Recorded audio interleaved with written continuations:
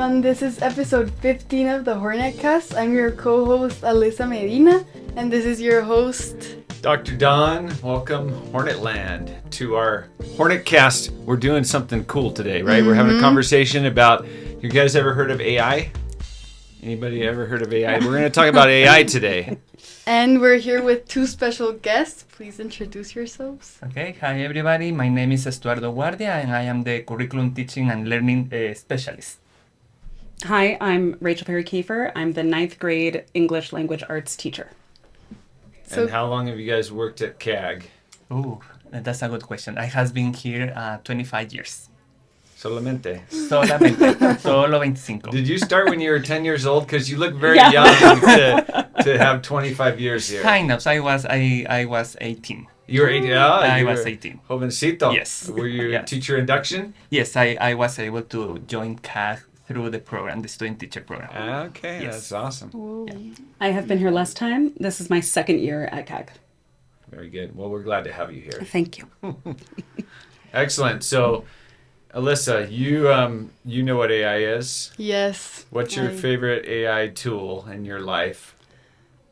Or do you not use it? I do. Okay. I love the ones that do photos. It's so cool.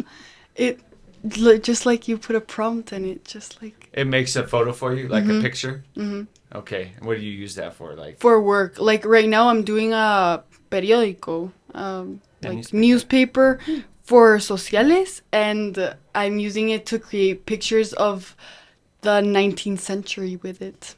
okay. That's pretty cool. And are the pictures pretty accurate? Yeah. Okay. Like I put in if I want a horse in it, if I want coffee or whatever, and Horse and coffee, that's important to put in it. Like, for Guatemala. very good. Yeah. So, do you have a favorite image generator that you use? I Or do don't you know just what use like ChatGPT? I normally or I use Gemini? ChatGPT, but it has a limit. Like It has a limit. yeah. Like You- the free version has a limit. And I'm not willing to pay for it. You're not willing to pay. I'm not either. I don't pay for AI at all either. No. Many people pay for it though. I bet. Yeah, that's true. Yeah. Students more. But with your CAG email address, you can use Gemini, I think, unlimited for free. Oh, Yeah. I did So not just know log that. into that. I mean, whatever. It's so cool because now teachers are using like Gemini bots to help students. That's so cool. What's it? That's happening right now at CAG. Like in which class? In my math class, Mr. Garcia programmed it so that you can ask it questions of our classworks and it helps you. It doesn't give you the answer, but it helps you. It like asks you questions and gets you thinking, right? Also in AP World History. in AP World History. I actually just designed something like that. My students are doing it right now.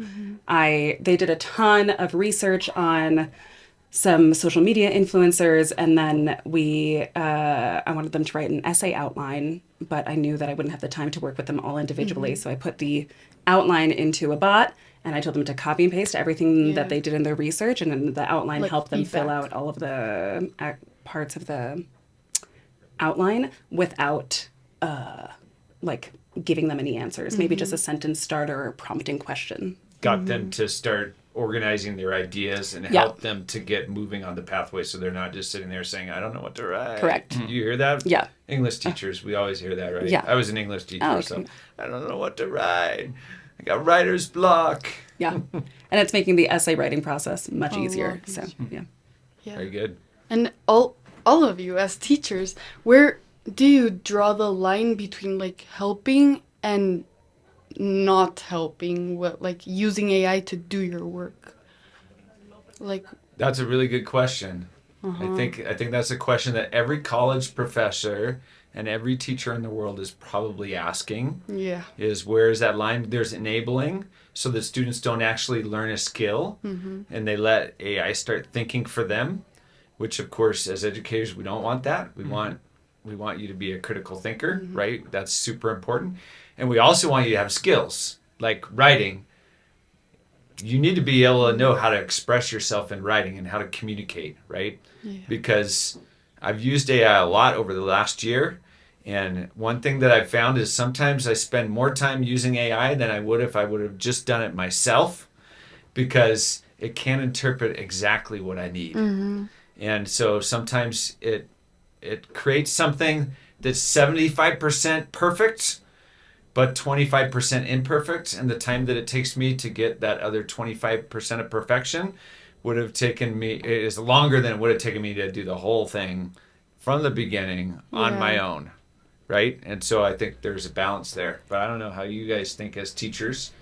I think that, as like an educated adult, where that 25% is missing. And what I find is that when I see my students using AI, the reason I catch them is because they don't know what they're missing. And so I'm reading their responses, and it's clear that they actually don't know what they're talking about. They just sort of copied it, whatever it is. I'm very, very careful about AI in my class because I'm so worried about those foundational skills that are missing. So generally, I mean, this bot that I did, I called it sanctioned cheating. I was like, this is allowed. I'm allowing this kind of cheating because I designed it. And I know that the bot, one of the rules I put was do not write a sentence for the student. Give them a sentence starter, but they should be writing. Because I need them to have those critical thinking skills and like to know where to put a period and stuff like that. Yeah. Yeah, I will agree about what has been shared right now. I think it is important as an educators to first be ourselves conscious about the benefits and the limits, right? So as Don mentioned, it's like I has been seeing myself struggling a little bit about finding for what reasons I will use AI and for what reason I should not use AI. So maybe single tasks that I can do by myself, then I will not use AI. But for complex processes, I has been finding AI very useful to create some bots, for example, or to automatize some processes. And I think that it is important as an educator to remind how we need to teach that skill also to the students. Like the students need to be aware about how to use AI. Like we don't want to avoid, or we don't want to stop exposing the students to the use of AI, but we need to be able to teach and modeling the right way to use it, and when it's appropriate and when it's not appropriate. So yeah. Well, to add on to Espardo, Yes. what Espardo said, one thing I really liked about this sanctioned cheating assignment was a lot of my students noticed mistakes Gemini was making. And so they were able to say, wait, this is wrong. And I was like, great, how are you going to fix it? So that was a good assignment from them. Yeah. So this is interesting as we talk about both of you using your own tools to make your life more efficient and to help your students with English, with sentence starters and a framework. Estuardo was invited to come on this show because he knows about something that we've been doing as a group of faculty for the past year, really. Yes. And so maybe you can explain what that is and how that's helping us improve learning at CAG. Yeah. Okay. So the last months or year, CAG was able to do some partnership with Unconstrained. That is a group of educators that is building some courses for faculty, for the teachers.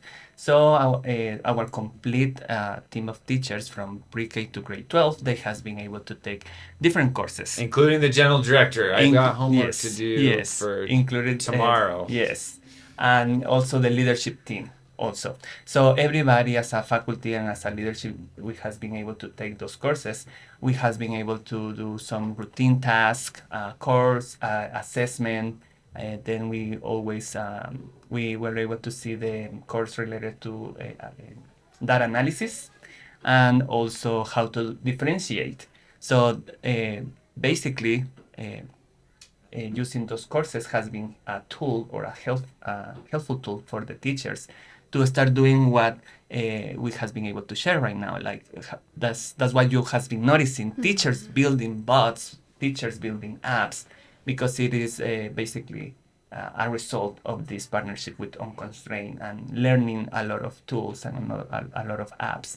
And teachers learning about some coding also. Like some teacher has been really engaged, even though You don't need to go deeply in the coding process. Some teacher has been engaged in the coding process of building those bots and those apps. So it has been a interesting journey. Many teachers has been engaged. A lot of teachers has been putting in practice, and as you mentioned, now you can see it in the classroom. And our hope is like students start learning how to use the AI in these different ways. Like don't depend just in answering the question for you, but also how to use AI as a tutor. For example, the way that some teachers are using it right now, like teachers are building some tutors to provide that support that the students needs and to scaffold the learning. So that's something very interesting that we has been done the last year. What do you think, Alyssa? Is it cool that your teachers have to take courses too? That they have homework?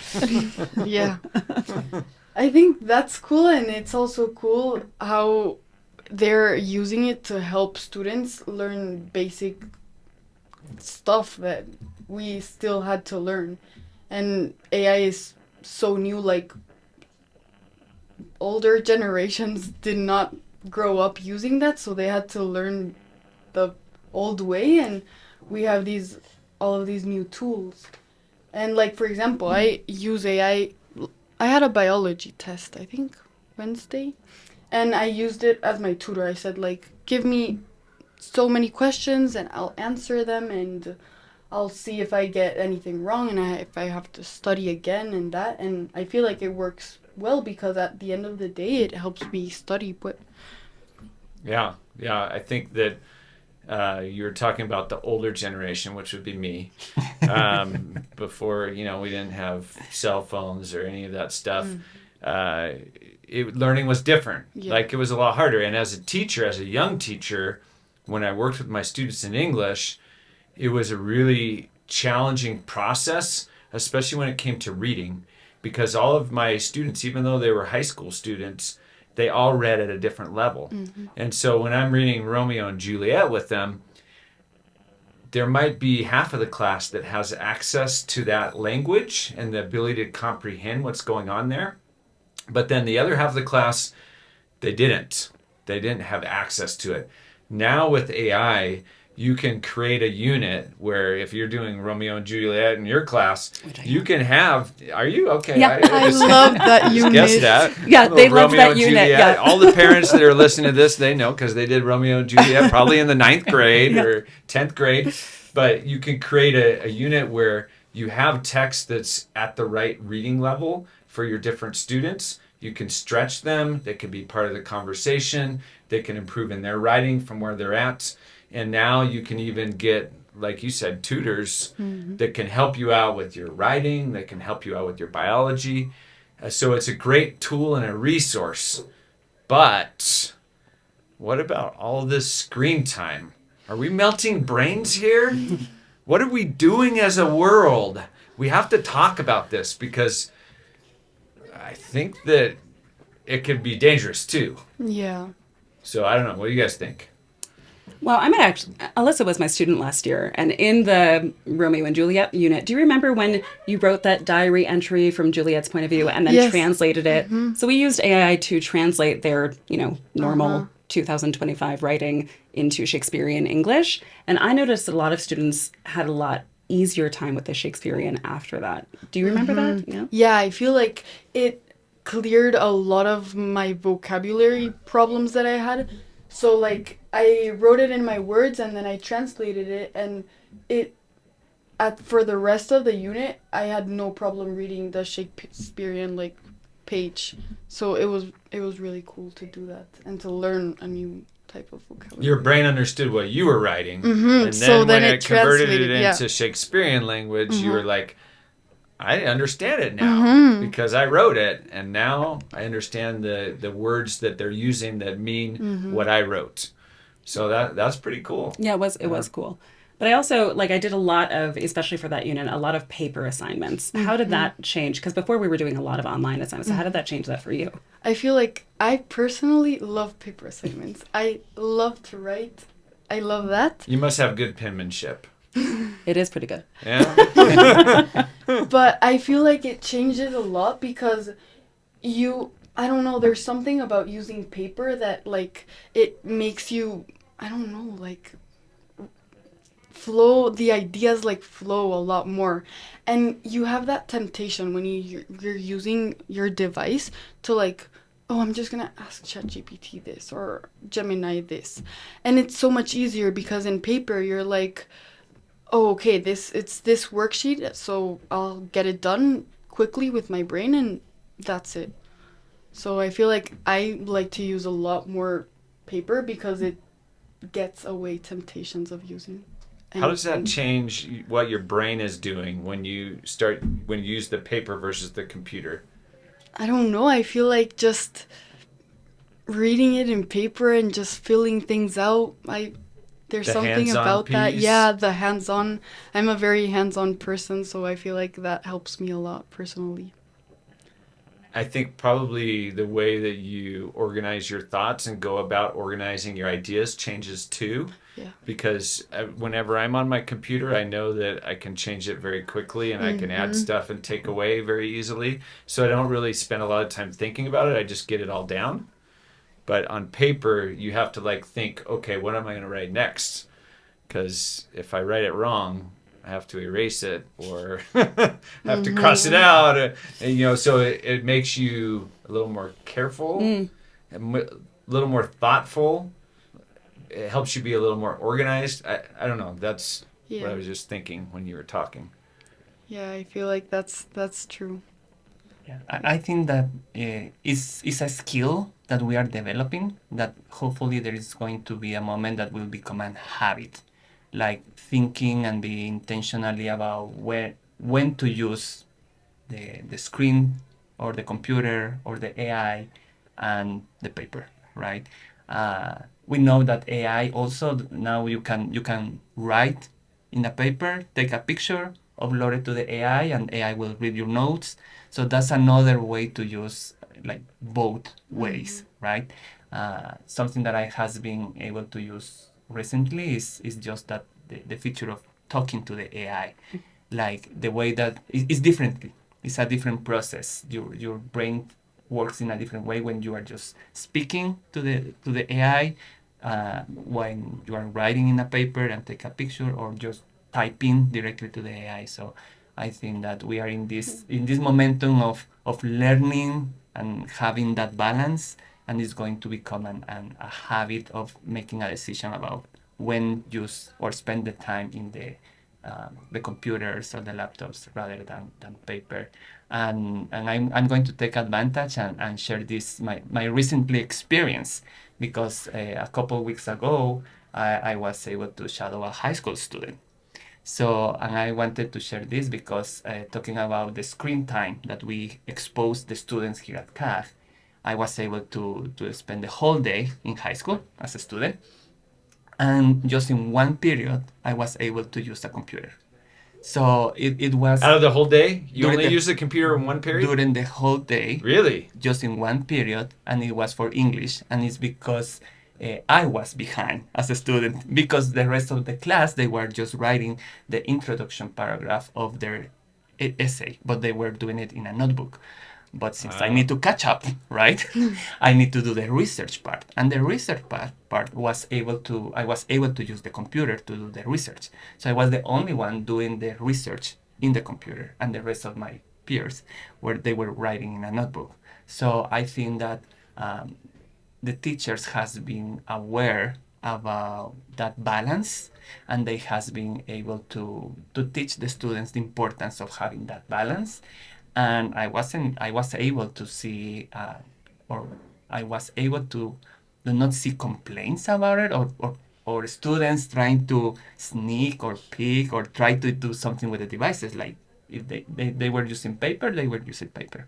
They were using notebooks, they were using notebooks. So I think teachers and students are understanding that benefit of both ways.